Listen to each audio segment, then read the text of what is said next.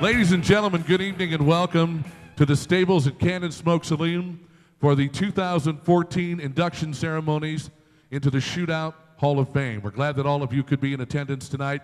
Certainly we have 7 well-deserved inductees that are going to be, well, 6 of them anyway, will be coming up to talk with you and some other folks.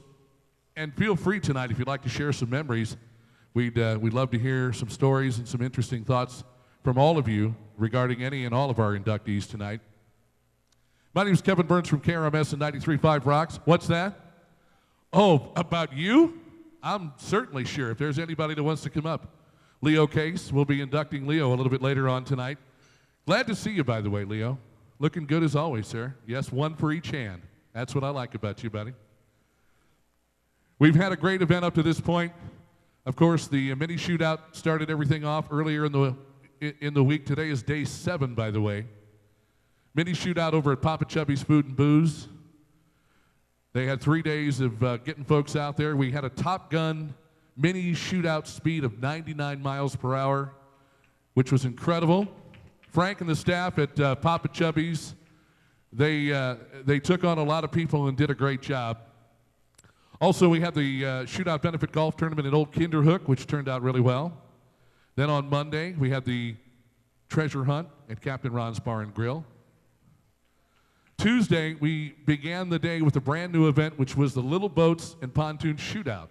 Any pontoon or little boat, 32 feet and under. They had 2 starting points, Captain Ron's, Mama's. They went out, did their shootout poker run, sort of themed, and then they ended up at Topsider. Then we had the volleyball tournament on Tuesday evening over there at Captain Ron's, Tuesday afternoon evening. Yesterday was the shootout in the park, somewhere in the neighborhood of about 70 boats, racers, and a lot of people showed up for that event. Today, probably what could be considered the busiest day so far. We had the Shootout PWC Dam Run that started off at Sir Dykes, went up to Truman Dam, poker run style, and came back. The after party over there at Shorty Pants. We had the Make-A-Wish Foundation boat rides, which was incredible. I heard some really cool stories from Tiffany Riemann, and thanks for doing what you do. You made the day for a lot of kids and their families.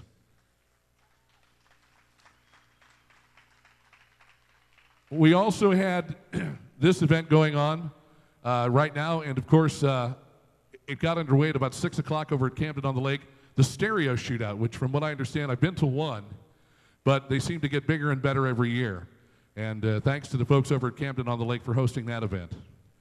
Tomorrow, the Polylift Poker Run. It starts at 10:30 a.m., leaves at Backwater Jacks, ends up at Captain Ron's. Benefit auction tomorrow night at Captain Ron's following the event. Then guess what? We finally get to a couple of days of racing. If you're so inclined, you may want to come out for that. I don't know. But definitely a good opportunity to see some folks that live here, some of your friends and neighbors, and people that come to the lake specifically to be involved in one of the most popular events in the country, from what we've heard. And that's incredible. Of course, the biggest non-sanctioned event of its kind anywhere. And that certainly, I think, lends itself to the amount of people that get involved with the shootout each and every year. I think, you know, if you volunteer, if you've, bought something through a benefit auction, whatever the case, if you've been a sponsor, you've been a racer, you've been a spectator, if you've had anything to do with any of these shootouts over the course of the many years that we've been doing this, our thanks go out to you, because it definitely does help a lot of folks, local charities, local fire and rescue, and it's a great time. So why are we here tonight? Well, we're here to induct and recognize some people that have made an impact on this event. Through their efforts, we're able to grow this event and enjoy it more and more each and every year. And no matter what part they've played, it's very important to the overall outcome each year and to the future of the shootout. So tonight, we induct the class of 2014 into the Shootout Hall of Fame. That's right, go ahead, feel free, folks, just jump in anytime.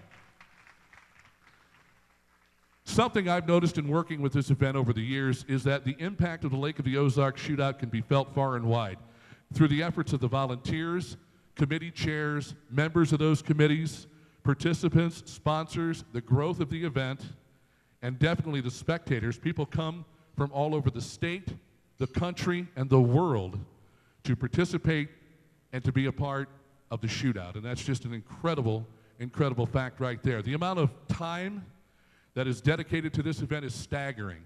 And it's not something that's measured on a time clock. It's done out of the importance of what it means to local charities, local fire and rescue units. There's no prize money. I think most of us know that. But if there was, I'm sure that anyone receiving it would turn around and give it right back to the event, knowing how important it is to the local charities, and they understand why, and that's why they would do it. The Lake of the Ozarks Shootout has grown in ways that the original organizers never even imagined. They could never fathom what this event has turned into. And yes, there's a lot of pride and bragging rights, but a lot of the pride comes from the people that have dedicated themselves to something that an entire community can be proud of, and I think we all agree with that statement. It certainly is something that makes the Lake of the Ozarks shine a little bit brighter, and in a day and age when we hear so much negativity about what's going on around us, we can be thankful that a community comes together to make this event shine the way it does and participate through selflessness and just a great amount of care for the people that we care about in our community. Before we begin,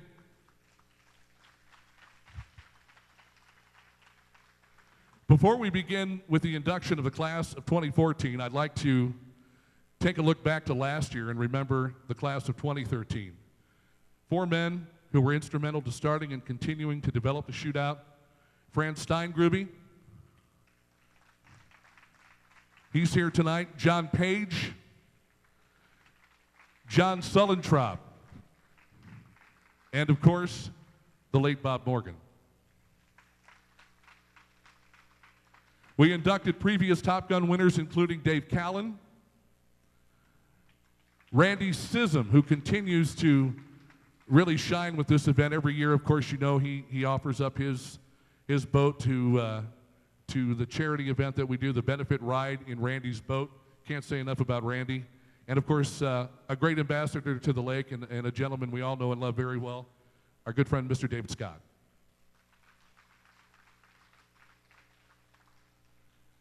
A guy who took on the responsibility as the director of this event many years ago, and to this day, he can still be looked to for advice, what to do right. Wait a minute, you might want to rethink that. Shootout director, Osage Beach Fire Chief Jeff Dorauer. A gentleman who can take one photograph, and with one photograph, it says volumes about this event. Of course, our good friend right over here, the one and only shootout photographer, George Denny. We mentioned them earlier tonight, 2 selfless human beings who love to come out and volunteer their time, 2 of the most dedicated volunteers that lead the charge each and every year, and that would be, of course, Ron and Margie Frazier. As I said, we saw them earlier Saturday.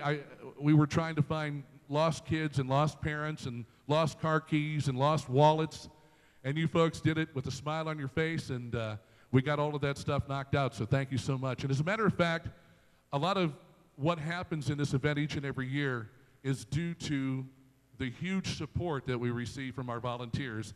And if you've been a volunteer in the past, thank you very much. If you're a volunteer this year, we appreciate it, and please keep doing it, because it's not always the most glamorous job. I would imagine there's probably, maybe picking up trash or cigarette butts or whatever some of the volunteers are asked to do, but they do it because they understand how important it is to the community to be a volunteer. So thank you to all of our volunteers. Ladies and gentlemen, we have 7 inductees into the 2014 Shootout Hall of Fame, and we start tonight's induction ceremony with a gentleman who unfortunately cannot be with us tonight. But to him, safety is the key component of the shootout. I think it's a key component to all of us.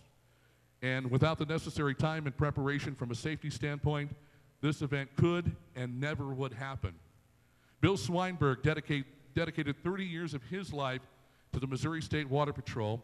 He started as a patrolman before retiring as a captain, All of this after serving our country as a sergeant in the United States Marine Corps for 4 years.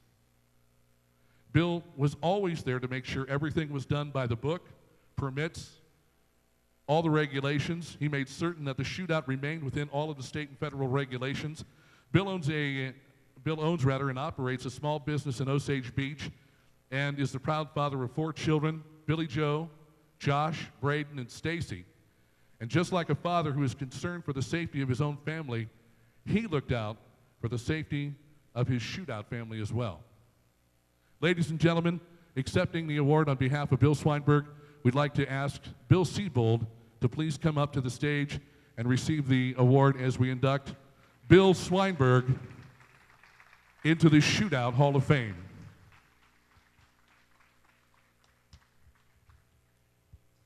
Of course, we're going to be talking a little bit later on about you tonight and a lot of great things that you've done. If you would, sir, let me read a portion of this. It says, "This honor is given to you for your cooperation and willingness to establish the Lake of the Ozarks Shootout, an event that has made the difference in the lives of so many others. Because of your efforts, you have changed the lives of people in this community forever." Ladies and gentlemen, again, a big hand for Mr. Bill Swineburg. Thank you. Appreciate it. You know, sometimes they say, folks, less is more. And when you're doing something and it becomes tedious over the years, there's always people out there that look at it and think to themselves, there's got to be a better way. There's got to be a better way. And it can be with anything. And fortunately, we have this gentleman on board, and among the many visionaries that have been a part of the shootout, Scott Boost joined back in 2003. One of those guys willing to do any task that you gave him. Anything. Empty the trash, you know, go get me some paper towels. Hey, can you get me a beer? Whatever. One of those kind of guys. Very unselfish. And so Scott was participating, doing whatever they asked him to do, and he noticed, you know, everything was done on paper, from registration to scorekeeping. Then they had runners, I guess, that would go. Diana Dorauer shaking her head like this. Yes, exactly. The runners would take the information back and forth between the registration area to the operations area. It was a very tedious process, as I said, and compiling the results took a very, very, very, very, very long time. So Scott decided that he could make things run a lot smoother and more efficiently by developing a computer program that is actually still in use today. Through his observations and commitment to making the shootout run smoother, Scott added the technology of a simple computer program that made the jobs of those people keeping stats, scoring, and registration a whole lot easier. Ladies and gentlemen, if you would, welcome him up to the stage. We want to induct him into the class of 2014. Scott Boost, come on up. It's your turn to come up and be a part of the 2014 Shootout Hall of Fame.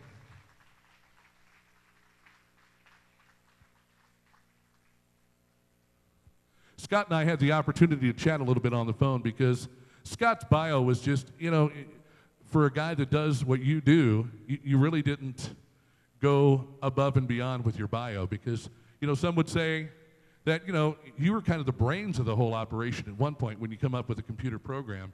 Tell us a little bit about the whole process because it's not like you sit down and do one of these things overnight. No, I started 2003. Jeff said I only have about half an hour to talk, so I'll try to keep it short. But we were at Shooters, and everything was done on paper, like he said, and it took a long time. And I saw Jeff kind of going through all these papers, and we had a big, long table all set up of all the registration forms and who ran what time and scores, and there were boats that had the same class and boat number, and it just looked a little bit crazy. And I thought, you know, I have some minuscule programming skills, so I thought maybe I could put something together. My wife and I, Marguerite, we were kind of sitting there thinking, let's map this out and see what we can do.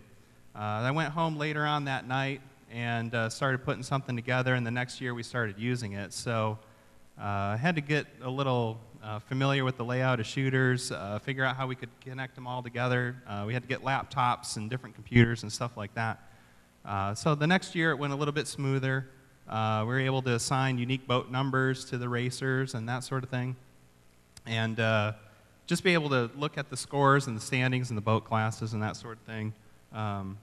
But really something that made quite an impact on the shootout. Like I said, you guys still use the program today, and it's, you know, you saved a lot of time.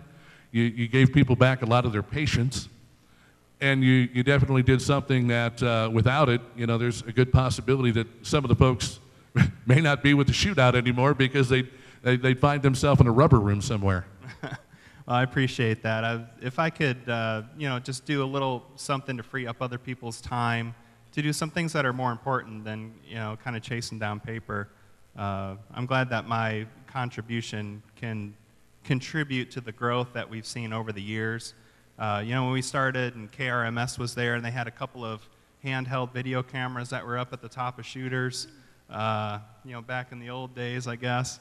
And everything has grown tremendously over the years. And I noticed on the thing and in my bio deal in the paper, it said that I was the brains behind the shootout, which is, nothing could be further from the truth. I mean, honestly, the brains behind the shootout really are the people who started it, the volunteers that contribute all their time, the racers that come here and spend all their time and money to make the event what it is. And I'm just really happy and proud to be part of the shootout and watching it grow to where it's been over the years.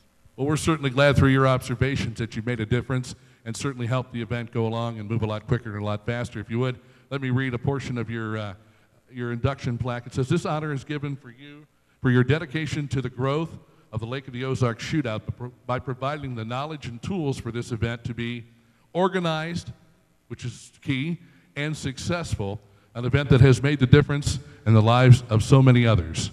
Ladies and gentlemen, welcome him into the 2014 class for the Shootout Hall of Fame, Scott Poost. Thank you, sir.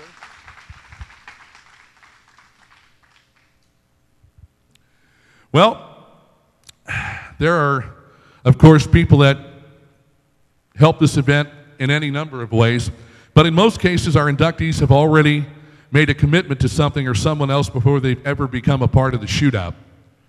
Ed Hancock was committed to saving lives as a firefighter. He was a wildland firefighter for the Missouri Conservation Department, a volunteer firefighter for the departments of Fortuna, Gravois, and the Gravois Fire Protection District until becoming a career fire chief in 1993. Married 41 years with 2 children and 2 grandchildren, Ed's first experience with the shootout was back in 1993.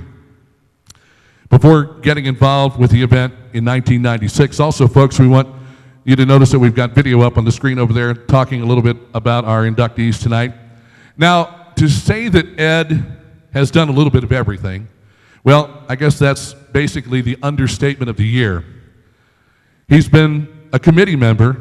He's organized volunteers, arranged patrol boats and resources that are present on race day. He's helped with sponsors, ad sales, advertising, and supervised patrol boats that coordinate the course with the course boat to keep the course open and safe for all of the spectators. Possibly the biggest task was teaching Kent Morris how to serve as course. The course boat, by the way, makes it all happen on race day. Nothing starts, stops, or even moves without the approval of the course boat.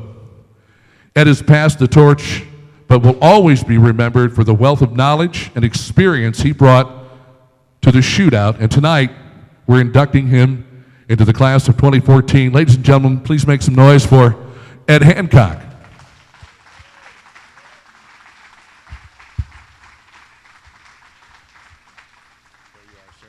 Congratulations. Now, before we let you go, it's not just come up and take your plaque and walk off. You got all nice and decked out. He looks great, by the way, doesn't he? You are one of those people that's very honored to be able to do what you've done and help out the shootout. So you've obviously lived your life helping others, serving others, making sure other people were safe. Tell us a little bit about your experience with the shootout. Well, it was an honor to be involved, and this award is a significant event. From the day it began, it was a joint effort of everyone to bring this to what it is. And boy, it's been quite a ride, and it's still going on. From my first involvement as just a volunteer until the district began marine operations and was invited formally to join the event, most of the time I spent on the water, not a lot of pictures taken at Shootout. Very little time spent on the ground. Working as one of the 2 patrol supervisors, we got there early. Our job was to see the patrol boats were ready. The course got repaired and rebuilt in the morning, and the race was ready to run. Coordinating between the 2 patrol supervisors and the course boat getting the race, probably by 1 o'clock Saturday, Patrol 1, Patrol 2, and course were probably the 3 most hated people at the Shootout, from constantly snarling. Course is snarling at everybody.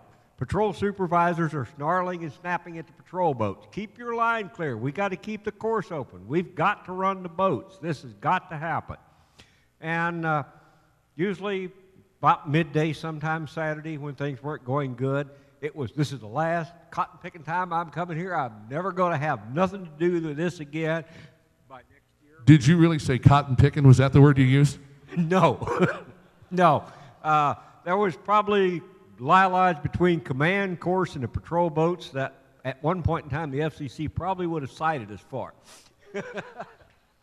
But it was a good run. The race is still staying true to what it was. Not tightly regulated. The fun event, the bring what you run for bragging rights. We never made money off the racers. We never made money off the spectators. It was our sponsorship and the support of the businesses that made it work. You said it. Go right ahead. You were involved in ad sales, in advertising, and getting sponsors. Tell me, what is the process or what is the method you use to get people on board to sponsor, be advertisers, or get out there and shake the bushes a little bit? Well, understanding that at the time it became the Lake Rescue Shootout, it was ran and operated by the fire districts, so 5 of them on and off. They varied from year to year. We sold the ads in our own area. We worked toward getting sponsorship from local vendors. Then the Shootout Committee collectively worked toward courting and getting the big sponsors like Budweiser, Powerboat Magazine, and the other folks, and we watched it grow through the years. We got large enough at one point that we invested in trying to hire somebody to do the ad sales. And ultimately became the districts, all the fire districts became too busy, too committed to put the kind of man hours and time in the event to continue it. Of course, Shooters 21 went away, the districts changed, we didn't have the staffing at a new location, and we were goal to see the fire districts carry the 20th event. We didn't make it. We shut it down after the 19th. And fortunately, some wide-minded folks saw the opportunity, picked it up, and continued on with that legacy. Well, it's certainly good to have you here tonight, and certainly thank you for your commitment and what you've meant to the event over the years. And I guess, doing what you do, is it considered maybe a bit of a breath of fresh air to be able to spend a Saturday and Sunday out there on a patrol boat, or as you said, cotton picking this, cotton picking that? What do you really enjoy most about it? Oh, just seeing the event carry on, that it become a benchmark for the lake. Like they say, one of the top 10 things you need to see before you die. The largest unsanctioned boat race in the United States. And I was proud on my watch through the whole years on the water, we only had one racer crash. Fortunately, the pilot was not severely injured and was back watching the race the next day. If you go to the OSS races, they crash a boat every race. At the time I was there, we crashed one in the whole event. Well, I think it speaks volumes to the safety record based on your participation, people like Bill Swineburg, all of the members of the fire and rescue that we have on site, that in addition to being there and being a part of the shootout, as soon as the siren goes off, the bells go off, the whistles go off, and you folks have to answer a call, you drop what you're doing and you're there. Yeah, it was. Sometimes it was challenging. A lot of times all the staff on the water were fire personnel or law enforcement. Remember one year the wildland fires were running rampant in Osage Beach, and they were seriously considering having to stop the event to get staff off the water and over to these big wildland fires. Ed Hancock, a pleasure, sir. Congratulations on your induction into the 2014 class of the Shootout Hall of Fame. Thank you, sir. Thank you all. I would say that, again, when we started the event tonight, we really talked a lot about safety and what it means to this event. And we've been so fortunate over the years to have a great group of people from local law enforcement, fire protection, certainly the water patrol over the years. They take the time, they make the commitment, and they ensure that they do everything humanly possible, from making sure boats are anchored properly to people not drifting into the course, to if there is something that happens, a boat fire or possibly an accident, that these folks drop what they're doing and respond immediately, all while most of them, I would imagine it's safe to say, are on call. So our thanks to all of the folks that make it happen from that perspective as well. Our next inductee, well, we've inducted some pretty impressive men into the Hall of Fame, but certainly there are some pretty impressive ladies that have left their mark on the Shootout and continue to do so. Diana Dorauer is one of those people. She's one of those people that the racers get to see every year. And I think that's what makes her induction so special. She's a great representative. She's one of the faces of the Shootout. When these racers come to town and they need to get registered, they need to get some information, well, Diana is there along with her staff to make sure that all happens. She's excited to see the racers come back every year. She's done a number of different things, including boat inspections, safety patrol on the water, and she deals heavily each year with registration. She is that person that I think we can all agree the racers see as a complete professional when it comes to handling questions and getting them taken care of.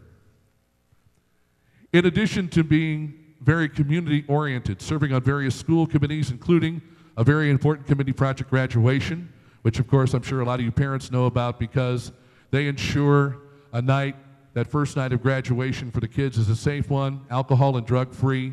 They get to go and have some fun and get some prizes. Of course, it takes a lot of work for those parents that are involved with it and the members of the school that help put that event together as well.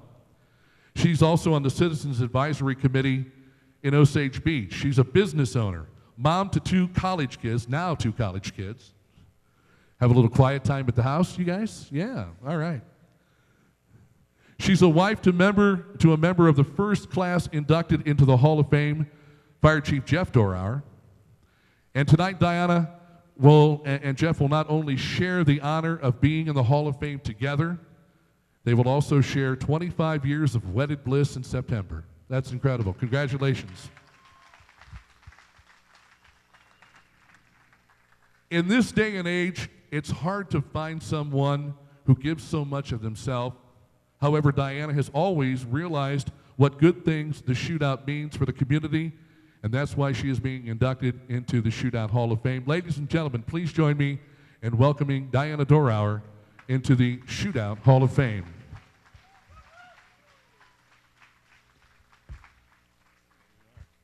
Let's read your plaque here, Diana. It says, "This honor is given to you for your dedication to the growth of the Lake of the Ozarks Shootout. Through your years of service and willingness to continue to be involved in helping any way you can to ensure the continuation of this great event, an event that has made the difference in the lives of so many others. We certainly appreciate your dedication and what you've done." And I guess the question begs to be answered. Since you are married to a gentleman who was inducted into the Hall of Fame, and did he tell you were going to volunteer, or did you just do it willingly? I don't remember. He usually asks me to help with stuff, so he probably asked and I agreed. But Well, it's kind of your nature anyway, because you are so involved with the community. What has it meant, and how have you watched this event grow over the years in terms of, guys like Scott Poost, who came up with a computer program that was really beneficial to you and the ladies that work with you and the folks that help you out. Tell us a little bit about some of your thoughts over the years. Well, going from paper to the computer was phenomenal because the paper was a nightmare. It's just been amazing to see it grow. I mean, I never thought it would be what it is now. And starting out, you know, Jeff and I did inspections one year. I don't know anything about a boat, I can tell you that right now. I don't even doing registration, I see all that, I don't know. We had yellow legal pad with Sharpies and duct tape, and that was the number on the boat, and after they ran once, it was all ripped and wet, and so it's come a long way. As far as, so you didn't know anything about a boat, but you were doing safety inspections. How does that work? I don't know. That's the job they gave us, so. What do you look for, missing gas cap or not enough life jackets or somebody with a cracked helmet? What do you look for? I don't even remember. I have no idea. They told us how long the boat was. We said, okay. And we got 2 engines, okay. I don't know. It was a free-for-all. I'm pretty sure it was a free-for-all. I see it going something a little like this. Hey, Jeff, I smell gas. What should we do? Yeah, run. Run. Don't light a match. Well, we're certainly glad that you've taken it upon yourself to come back each and every year. I'm sure you'll be a part of the registration again this year. Well, sure, I'll be here. I just want to say it's a team effort. Thank you, Scott. He really, really does a lot for us, and he will do anything. Sorry, he will.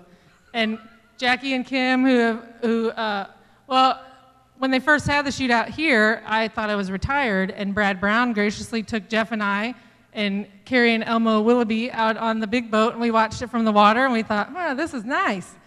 And then I was coaching a softball team, and Mike Mawson was my assistant coach. And we had several practices, you know, a couple weeks went by, and then Jeff came by a batting practice one day, and he sees Jeff, and he says, "You're that Diana Dorhauer?" And then here I am. There are so many. I will say one thing, that over the years that your husband and you have been involved, we finally learned how to spell your last name correctly. Yes, now you need to learn how to spell my first name. All right. That's something to look forward to work towards for 2014. Diana, again, thank you so much for your commitment to the event. Thanks for what you do. Thanks for caring about your community the way you do, because you know what this event means. And we're very proud and honored to have you in the class of 2014. Welcome to the Shootout Hall of Fame. Thank you. Thank you. Thank you very much. All right. I got to do something tonight that I've wanted to do for a long time. And I got to talk a little bit about some stuff that's happened over the years with a good friend of mine that's here tonight. And he's going to be inducted into the 2014 Shootout Hall of Fame. And I'm so glad to see you in the place, Leo Case.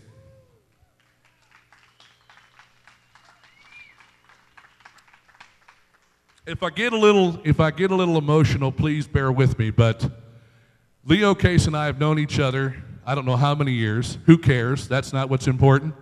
We're both still standing. We can both go through a bottle of Jack Daniels pretty quick. We can both tell some great stories about our lives here at the Lake of the Ozarks and what this area has meant. And certainly anytime you think shootout, you better damn well think of the voice of the shootout, Leo Case. No doubt about it.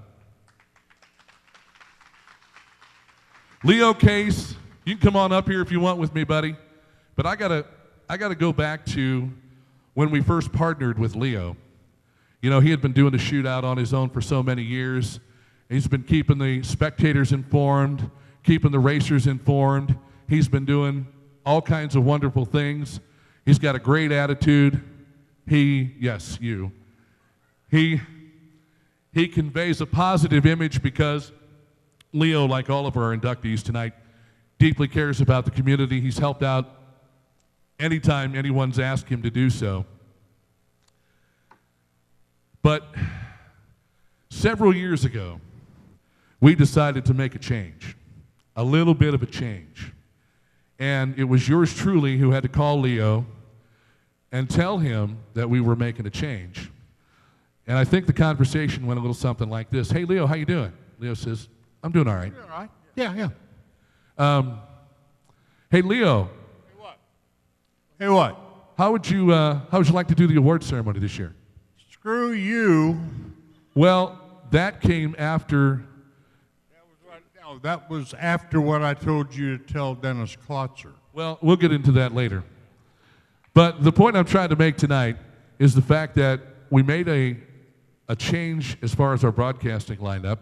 We wanted Leo to continue to do the award ceremony, but that's the part I hated the worst of all of it, and you knew it. Well, because I was the one that had to make the phone call. Yeah, I know. But the point I'm trying to make tonight, Leo, is the fact that sometimes, exactly, I love you anyway, and the fact of the matter is I regret having to do that, and I regret having to remove you from something that you'd been a part of for so many years, because every year, and it still continues on to this day, people say, well, where's Leo? What's Leo doing? Is Leo dead? I'm like, no, he's alive and kicking and living at the Lake of the Ozarks. But I would like to take this opportunity to formally apologize to you tonight in front of these wonderful people and say that we miss you greatly, and if I ever have anything to do with it, we're going to get you back in that damn broadcast booth doing what you do best. KB, thank you. That means a whole lot to me. It really does. I think that you have been the voice of the Shootout for so many years, and without a doubt, when you say Shootout in Leo Case, it's synonymous. It's synonymous with all the things that you've done in the past. Certainly, your wife and daughter here tonight, they've given so much of their time, and that's one of the things that this is all about, giving of yourself and of your time. And if you wouldn't mind, we'd like to do something a little bit crazy tonight, and well, if that's what works, but we'd like to induct you into the class of 2014 in the Lake of the Ozarks Shootout Hall of Fame, if that's okay. Thank you. Thank you. Leo, let me read your plaque here just a little bit. It says, "This honor is given to you for your dedication and talents to make the Lake of the Ozarks Shootout heard around the country, an event that has made the difference in the lives of so many others. You have, sir. You're incredible." And that was illegal. What was illegal? Making it heard around the country. Oh, that's right. There's that little matter. They don't like it. Matter with the FCC and the transmitter I had. Well, you know, considering it's a charitable event, I think they'll look past it. What do you think? You think that's probably... Still are. Well, we also... 98.3, K-Pud, the pirate of the lake, pounding out the sounds of the car show. Doesn't get any better than that, folks. Well, you're finally where you belong, up on stage, receiving a plaque. And I would imagine that maybe a few choice words for the folks out there tonight. How much time do I have? You take all the time that you need. And the microphone. Get comfortable, damn it. You too, Fred. Oh, my God. The memories I have of the shootout, some I can tell and some I wouldn't dare tell. But we had fun. Scott, what you did, where are you, Scott? I know you're over there. What you did transformed the shootout into something almost manageable. Before you came along with that program, Tony Cicerelli and I would sit up there, and he would go through the paperwork for me to get me the right papers for the boat that was going through, or supposedly. Then I would get either the original or the carbon copy of the entry form, and I found out within the first 2 years that these people have some mighty fast boats and they know how to drive them. But they don't know how to write. And then there was the ones that come in and says, you know, I am John Doe here, and I'm from 865 32nd Street. Wouldn't bother to put down in town. Okay, that's where they're from. The different things that we've gone through are just unreal. First off, before I forget this, I have to do this. If I don't do this, I'm going to be in so damn much trouble. Throughout the entire 19 years that I was there, we had the audio-visual, or the audio part of it. We had a LED sign that we used. Remember that? Remember some of the words that came? That was fun, too. Look at that, Rod. Yeah. But I have one person that I really, really must thank for a lot of this. Not only this, but in my hot summer nights, Magic Dragon, whatever I do. I have an AV technician sitting right there in the back of the room. Kristen, please stand up. This is my daughter, Kristen Lee. And Kristen knows more about AV than I do now, and she's very good at it.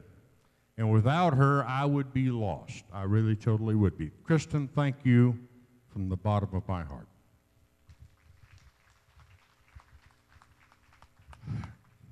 I still got time? Oh, you guys getting bored yet? Well, hell, let me get a seat here. What the hell? Tell you a good one? Okay. We started a new class for boats, probably back in the, mid-90s. Can anybody remember when the Celebration came to the lake, the cruise boat? I'm comfortable. I don't need that shit. Okay. This is the way I do it. Okay. About the first or second year of Celebration, it was on the lake. We had to start a new class of boats in the Shootout. And we all talked it over, Jeff, myself, several of the fire chiefs. What are we going to class this boat as? It's a Celebration. I know, BFB. Remember that? BFB. Yep, that was the kind, it turned 13 miles an hour. I'll never forget. Yeah, that's a true story, people. Another one, and this guy right over here, George Denny, can back this up, because I tried to tell a person from Powerboat Magazine about this, and they would not believe me. One year, we had a gentleman come up, and he had a boat that didn't quite fit the regulations for the Shootout. But he was trying to get in the Guinness World Book of Records as the fastest paddle boat in the world. Now, this guy had about a 16, 18-foot John boat that he put a motorcycle motor in and hooked it to paddle wheels on each side. Boy, did it spray some water, didn't it, George? Yeah. But he got it in the book at 44 or 45 miles an hour, the fastest paddle wheel boat ever.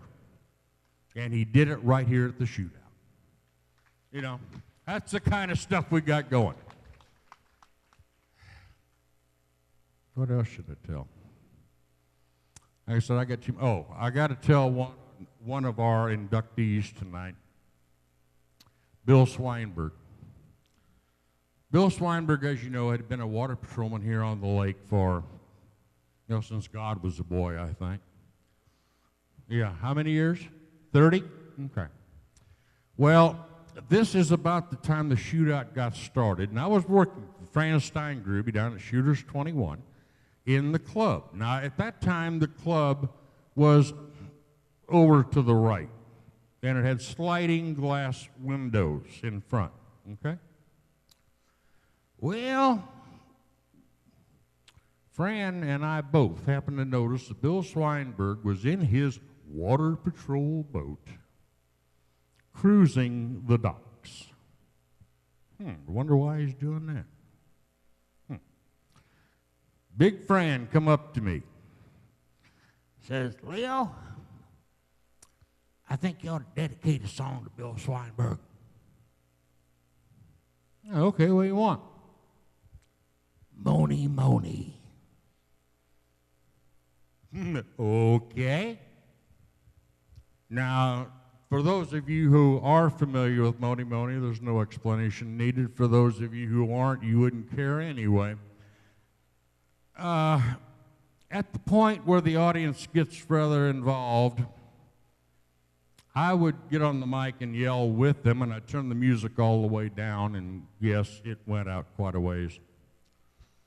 Right to Bill. After that, I did not want to get stopped by Bill for any reason.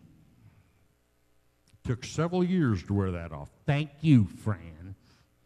He's the one that put me up to it. But, are you ready for me to shut up? I'm ready. I've got a lot more stories I could tell. Like I said, I've got a lot of stories that I wouldn't dare tell. We had a lot of fun at the shootout.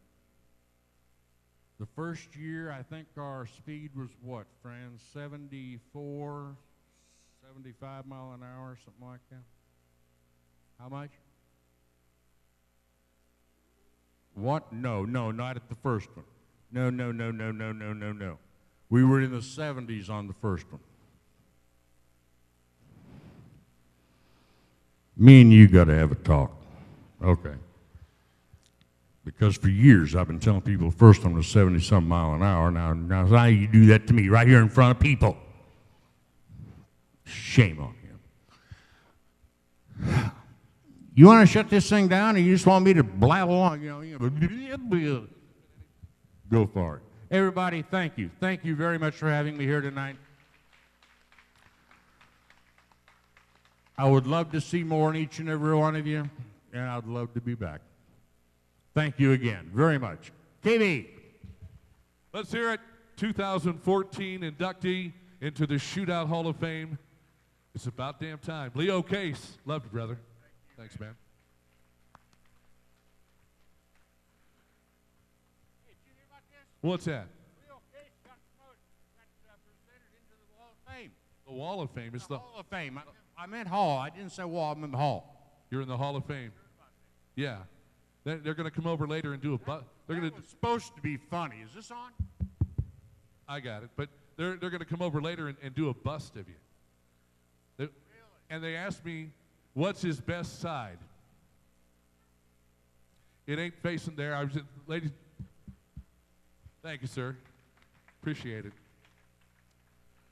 All right, folks. Well, we've got the troublemaker out of the way, so we can. Yeah, exactly. That's what I thought too. Well, our next inductee.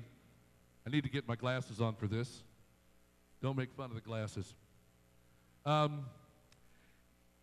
You have a list of accolades that would rival, and in most cases surpass, any racer on the planet. Your nearly 5 decades as a leader in the world of professional powerboat racing sees you retire as the most successful driver in the sport's history. You win 900 races, 69 championships, including 8 world titles in the International Formula One competition. This is where I need the glasses. This list of accolades: Gulf Marine Hall of Fame 1966 and 67, Duke of York Trophy winner 75, 79, 80, 81, 1982, 1983, Harmsworth Trophy winner 1980, World Champion 1975, 76, 77, 79, 1980, 82, 87, and 1990. APBA Boat Champion 1983, APBA Mod U Champion 1983, APBA Hall of Champions 1985, IOGP Formula One Champion 1989, 93, and 94, Prop Tour Formula One Champion 1997, St. Louis Grand Prix winner 1975, 79, 80, 83, 84, 87, 97. Hold on. Motorsports Hall of Fame inductee, 1999. St. Louis Sports Century, 1999. Missouri Sports Hall of Fame inductee, 2004. UIM F1 Hall of Fame, 2010.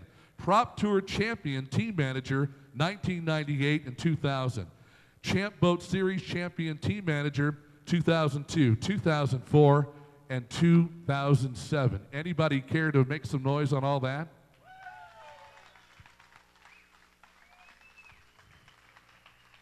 But wait, there's more.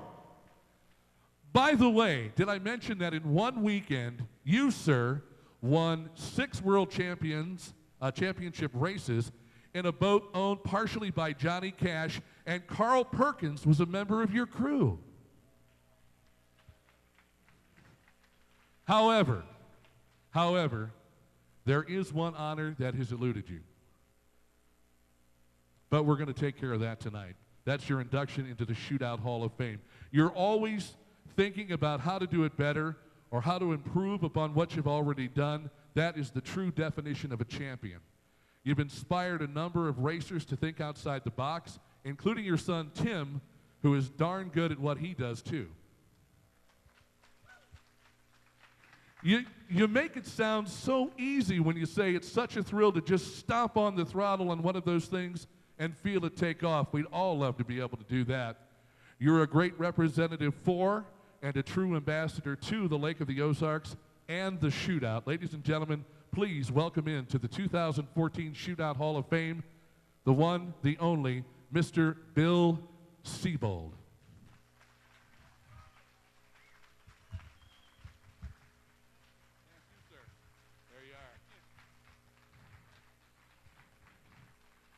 Let's read what it says on your plaque, Bill. It says, "This honor is given to you for your insightfulness and courage to establish the Lake of the Ozarks Shootout, an event that has made the difference in the lives of so many others. Because of your efforts, you have changed the lives of people in the community forever." What does it mean standing up here on this stage to you, sir? Because you've done so many wonderful things, so many trophies, so many accolades. But I have to say that being a part of this community is something that I think is almost as special, or maybe even a little bit more so, than any trophy you could ever win. Yes, it is. Seabolds have been down here for a long time, and as you know, Tim's lived here for 20 years full-time. I've had a home here for almost a lifetime, and, you know, we love it here. At the age of 11, a boy from Granite City, Illinois, decides to get out and race. Was it something that you encountered first on land and then got excited about doing it on the water? How did racing get into the blood of Bill Seebold? Well, no, actually, my father started racing, building a race boat in 1938. Goes back a ways. And then, of course, World War II started, and he built tanks. He got deferred medically from my Army and worked in General Steel Casting, making tank turrets. And as soon as the war was over, he became a Mercury outboard dealer and started building a race boat again, and went back to racing in '46. And it's just been my favorite saying on that is, it was a family hobby that turned full-time, and money will take care of it. Well, that's certainly very true, because it's not cheap by any means as well. I'm sure you know that on the days that maybe things didn't go right, you didn't have the kind of day you wanted, and then you sat there and pondered it for a while and thought, what can I do to make it better? And certainly when you look at any situation, regardless if you've won, come in second, come in third, maybe you didn't do that well, what is it that continues to fuel the fire and that has kept you going? Well, I think, you know, I started when I was 11 years old. And you go out and you race and you have fun. It's just a kid thing then, and kept getting a little, you know, and as soon as you win a race or two, you get the taste of blood, and then you want to win. So you work harder at it. And it's like any sport. I don't care what kind of sport it is. It takes a lot of hard work, a lot of dedication, a lot of late nights working on the equipment. And my dad and I did all our own motor work for years and years and years. And then I was lucky that Mercury Marine picked me up, and I raced for Mercury Marine full-time for 17 years under contract to them. I built, after 1975, I built all of their Formula One race boats that they shipped all over the world. I went all over the world racing, raced everywhere you can imagine, Belgium, Germany, Italy, France, Spain, Singapore, Malaysia, Thailand, Japan, you name it, I've been there. South Africa. So, I mean, it's just, and my sons grew up in it too. So I was going to the races as a kid. My mom and dad were ones that took their children everywhere. So I watched my dad race. He was kind of my hero. I started Mike and Tim racing. And, you know, it just was a family hobby that turned full-time. I got in with Mercury, and I really think that I lived through the golden years of boat racing, back when it was in its infancy. And, of course, Mercury and Johnson and Evinrude were having big factory battles in Paris, France, and Germany, and Merlin, and Parker, Arizona, and Lake Havasu City, Arizona. You know, and that's where the kind of the tunnel boat thing started. You know, we spent a lot of time in Italy at Molinari's shop, and one time I went to Italy and was there a month testing for Mercury. And it was a great experience, and they took good care of me. And then through that period, Anheuser-Busch took an interest in the Seebolds. We were hometown, St. Louis grown, you know, and they said, hey, we want to get on with the Seebolds. So that happened one time because I had Coors on my boat at the St. Louis Grand Prix. And Peter Bush was a member of our Lions Club. He said, you show up to brewery Monday morning, 9 o'clock, we got to have a meeting.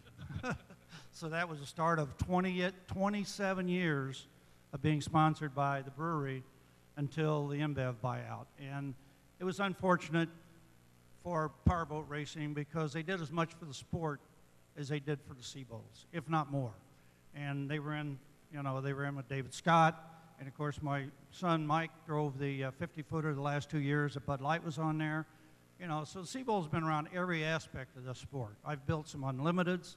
I did a lot of building experimental boats for Mercury. I built some 40-foot offshore boats, some 33-foot offshore boats. But again, it was a labor of love, you know, and it's the only thing I ever wanted to do my whole life. When I was in school, all I could think of was learn how to work with wood, learn how to work with metal tools, lathes, and work on my engines and go racing. It's interesting because after you got out of the cockpit, you became a crew chief. So essentially, were you somewhat harder to deal with, maybe a little bit more so, and I guess maybe we could bring Tim up here to get the true word on that. But you switch over from racing the boats to being a crew chief. Was it an easy transition? Was it difficult? And working with your sons, you know, like any dad, you know, I've got a son who just turned 19, or he'll be 19 shortly, and he just got his license, and, you know, riding shotgun with him. I'm always telling him what to do and how to do it. But how was that experience for you becoming a crew chief? Well, it was a hard one, really was. And my wife is here with me. We've been married 49 years, and she went through all of this.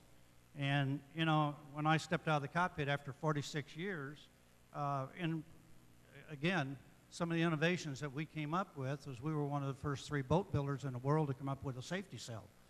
Because in 1985, we had 5 drivers killed in 6 races worldwide in Formula One. So UIM and APBA said, that's it, no more racing this year.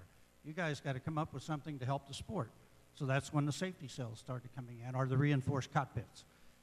So when I got out of the boat, it was tough for me to stand on a beach and watch those guys. Because the last 3 years or so that we raced together, we all raced in Formula One. And believe me, they would rather kick my butt than anybody else's out there. But when I get out and watch what they had to do sometime to go out and win a race, I really got actually more nervous watching them than I did driving myself. Because when you're in there, my contingency on that has always been, you never really have time to think when you're driving a boat at 130, 40, or 50 miles an hour, or even 200 miles an hour. It has to be a reaction without thinking. And I think any of these guys that drive these boats will tell you that. It's almost a gut reaction. Whenever you think you're going to get in trouble, you got to be ahead of the boat to get it to do what you want. Now, in recent years, the folks down at Lucas Oil Speedway have put in a lake down there, and they do racing down there. Have you had the opportunity to go down and watch any of that? Well, we had an F1 race down there last year in May, and it was a perfect facility for us. They brought us down. They said, is it big enough to race on? And I looked at it one time and I said, yeah, we ran 15 boats in the final race there a year ago in May. And unfortunately, Tim should have won it. He's a half a lap in the lead in the 30-lap final, puts the boat up on the side, takes a slug of water, and of course they don't run on water very well. So that cost him the championship that year. Not only that race, but it cost him the championship. But it's a great facility, and when I looked at it, I go, I know we can race here, because I raced in Munich, Germany, and that course was only 200 foot wide instead of 300 foot wide, and we raced 20 boats there. But that was back in the 80s. So, but I knew we could race there, and it's a great facility, and hopefully we'll be back there one of these days. As I said earlier, you're a great representative for and a great ambassador to the Lake of the Ozarks and the Shootout. And I think, and you can tell me if this is true or not, you go different places and people have heard that you're from the Lake of the Ozarks or you live at the Lake of the Ozarks, and that there's this event called the Shootout. What do you tell people when they ask you about it? Well, I like to brag about it a little bit and say that the guy sitting right out there, Fran Steingroovy, owned Shooter 21, and I had a home right behind Shooters in the Cove, back by the golf course. And of course, Fran knew I raced, and I knew Fran had run drag races and been at it for many, many years, just like Bob Morgan was a very good friend of mine. And I'd go in there on a Sunday afternoon or Saturday afternoon to have lunch and drink a beer and talk to Fran, and he'd say, Bill, he says, we got to do something for these guys on the lake that think they got fast boats. I said, well, okay. Fran says, let's have a kilo run. I said, oh, Fran, that's too much work. I said, you guys, too much money in surveys, blah, blah, blah. I said, let's just do a radar run. And that's how it started. Basically, Fran and I sat there and said, this is it. It's going to be called the Shootout. Fran says, we'll run it right out here. I'll get the water patrol. Got Sergeant or Captain Swineburg involved in it. I just wanted to say when I accepted his trophy, he chased me more than he talked to me. But anyway, it went very well without Captain Swineburg getting behind it and the water patrol. And, you know, when you start thinking about all the traffic on the lake, you think, hell, that's impossible, because it takes a lot of work to do all of that. And I'm very proud of it. I started the St. Louis Grand Prix, which went on for 37 years and made about $3 million for charities. I started Bay City, Michigan. I've started a lot of boat races, including helping this one with Fran, and I'm just tickled pink the way it's grown. And, you know, back when we started it, or it was Fran's idea, you know, I brought my radar gun down, and my crew guys all worked the radar gun. I kind of give Fran a little tip on how to get his boat to go 100, too. He'll tell you. No, I'll tell you about that. But anyway, it just, I'm really happy to be a part of the Shootout. Well, we're definitely glad to have you in the Hall of Fame where you belong. Bill Seebold, congratulations, sir. Thank you. Thank you very much.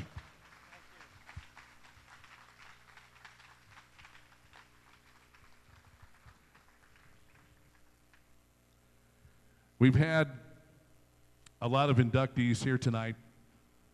Our thoughts, our prayers, our hearts are always with them, especially a lot of these folks that get out there and give their all to put on a great show for the spectators, but they can't do it, as Bill mentioned, of course, without the help of their crews and the folks that drive the boat and get it to where it's supposed to be.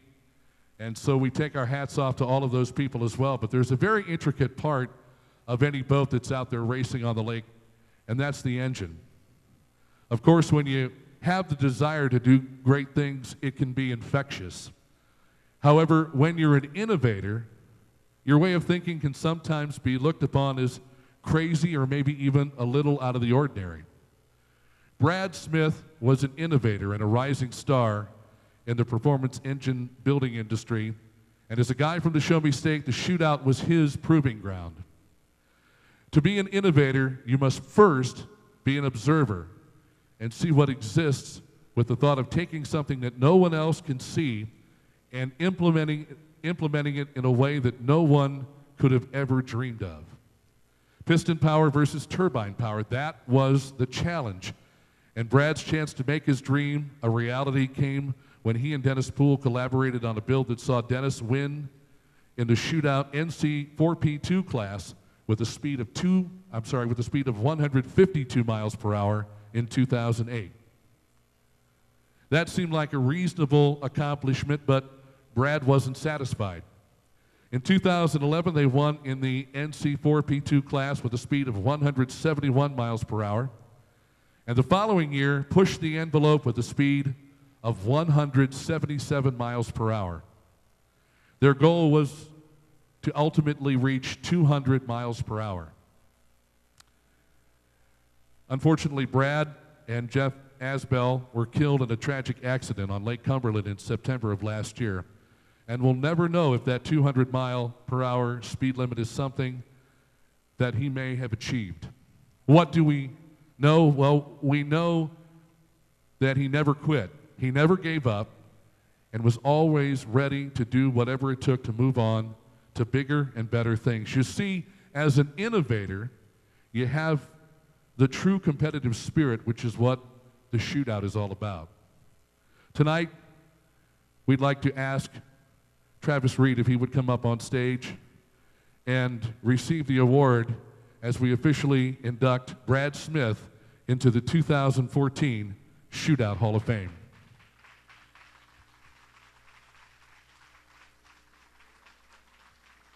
I'd like to share a little bit of what's on the plaque here. Go ahead, folks. Feel free, yes. We would like to share with your friends and family what is on the plaque here. It says, "This honor is given in his memory for his dedication to the promotion and support of the Lake of the Ozarks Shootout, an event that has made the difference in the lives of so many others. His memory will live on through the lives of the people that are involved and who benefit from this event." And that's very, very true. I know, Travis, you wanted to take a moment and speak on Brad's behalf, and there were a couple of words that you would like to pass along, please. Yeah, not very good at this. So first of all, I'd like to let you guys know that Chrissy Smith is here, and I'd like to actually give this award to her. If she could stand up, please. And secondly,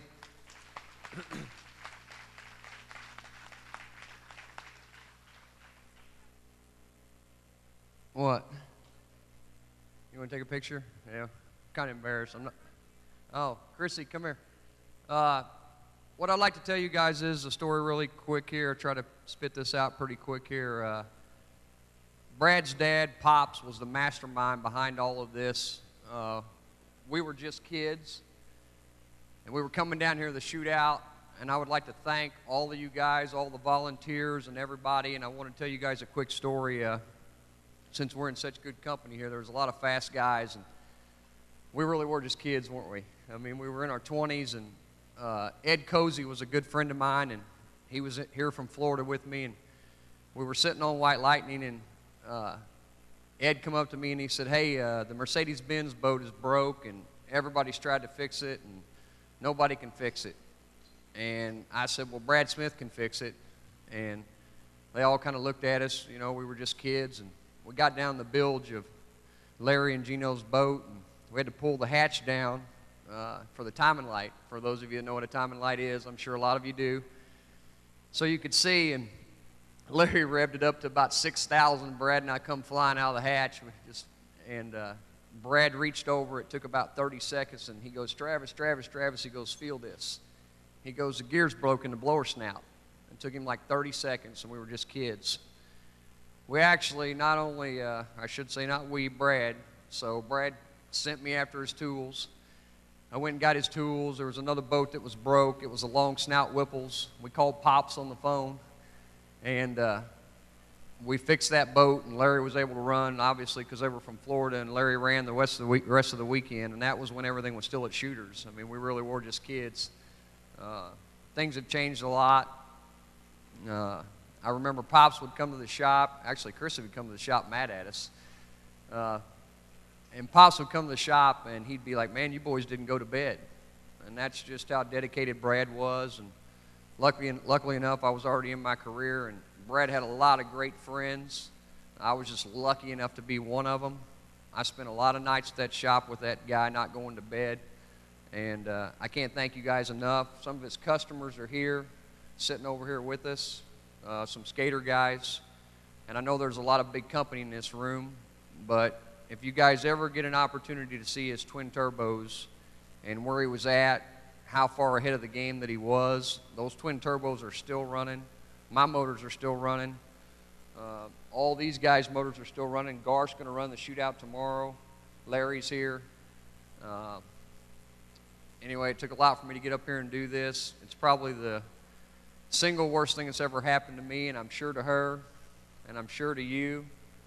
And I just can't thank you guys enough for inducting him. And once again, I want to thank all the volunteers, because probably had it not been for you guys, all the volunteers, all the people that put this on, I don't think we would be standing here. I don't think any of this would be going on. Brad and I, Garth, Larry, all of us, we may not even know each other. So if you really think about it, look at what the shootout has done to bring people together, families, going fast, having fun. It's a run what you brung, show me state, bring it. So, thank you. Tell you what, for a gentleman who felt a little uncomfortable, I think you did a great job up here tonight, Travis, and paid quite an honor to Brad, and we're happy that you're here as well. Ladies and gentlemen, let's hear it for our 2014 inductee into the Shootout Hall of Fame, Brad Smith.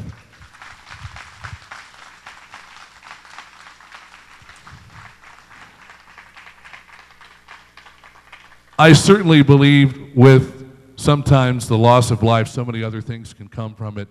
And what Travis said tonight about the innovator that Brad was, that certainly I think somebody will step in and pick up the ball and run with it so that someday we can see that 200-mile-an-hour speed limit that Brad worked so hard to try and achieve, doing a great job of getting us there. It's been a wonderful night. It's been a memorable night. Again, tonight, we thank you all so much for coming out. Again, thanks to the staff here at the Stables at Cannon Smoke Saloon. You folks did an incredible job. Great food, great beverages. Ron and Nicole, thank you so much for opening up your facility. For all of you here tonight that are going to be with us through the rest of the week, we've got, as we said, the Polylift Poker Run starts tomorrow at 10:30. Then 2 big days of racing. We're going to make sure that we make some money on that charity ride, Mark Mawson for Randy Sissom, who offers up his boat. To all of our inductees here tonight, Bill Swineburg, Scott Poost, Ed Hancock, Diana Dorauer, Leo Case, Bill Seebold, and of course, Brad Smith. Ladies and gentlemen, let's have a big hand for our class of 2014.